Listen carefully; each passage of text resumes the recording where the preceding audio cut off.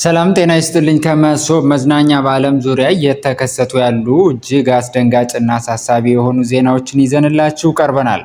በመካከለኛው ምስራቅ ለሳምንታት የቀጠለው ውጥረት በዓለም አቀፍ የነዳጅና የንግድ ልውውጥ ላይ ከፍተኛ ተጽዕኖ ማሳደሩን ቀጥሏል።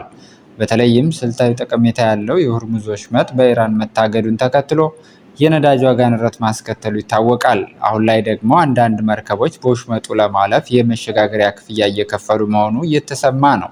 ዝርዝር ዘገባውን ይከታተሉ።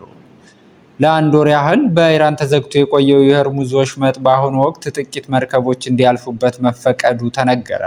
ይሁን እንጂ ይህ እድል እየተሰጠ ያለው ለኢራን ቅርበት ላላቸው ወይም ወዳጅ ተብለው ለተፈረጁ እንደ ህንድ፣ ፓኪስታን፣ ግሪክ እና ቻይና ላሉ ሀገራት መርከቦች ብቻ መሆኑ ተጠቁሟል።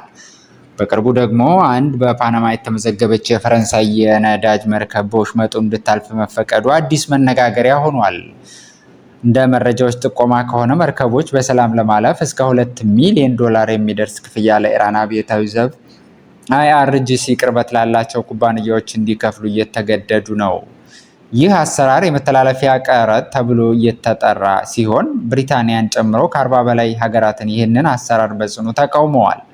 ድርጊቱ የዓለም አቀፍ ሕግን የጣሰና በኢራን ላይ የተጣለውን ማዕቀብ የሚጻረር መሆኑን ገልጸዋል።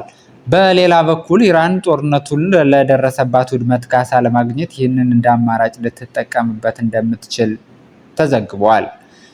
ይህ በእንዲህ እንዳለ ይህ እገዳ በታዳጊ ሀገራት ላይ የከፋ ኢኮኖሚያዊ ጉዳት እያደረሰ ይገኛል። ለምሳሌ በፓኪስታን የናፍጣ ዋጋ በ50 በመቶ የጨመረ ሲሆን ይህም በዝቅተኛ የኑሮ ደረጃ ላይ የሚገኙ ዜጎችን ኑሮ በእጅጉ አክብዶታል። ከነዳጅ በተጨማሪ የማዳበሪያና የአውሮፕላን ነዳጅ አቅርቦት መስተጓጎሉ በዓለም አቀፍ ደረጃ በተለይም በአፍሪካና በእስያ ከፍተኛ ቀውስ ሊፈጥር እንደሚችል ተዘግቧል። በሌላ በኩል በታገዱ መርከቦች ላይ የሚገኙ በሺዎች የሚቆጠሩ ሰራተኞች ለሳምንታት ያለበቂ የምግብና የውሃ አቅርቦት በከፍተኛ ጭንቀት ውስጥ እንደሚገኙ ሪፖርት ያመለክታል። ጦርነቱ በአፋጣኝ ባያበቃ እንኳን የሆርሙዝ ወሽመጥ እንደታገደ የሚቆይ ከሆነ የዓለም ኢኮኖሚ በተለይም የድሃ ሀገራት የኑሮ ሁኔታ ከቁጥጥር ውጭ ሊሆን እንደሚችል ተንታኞች ያስጠነቅቃሉ።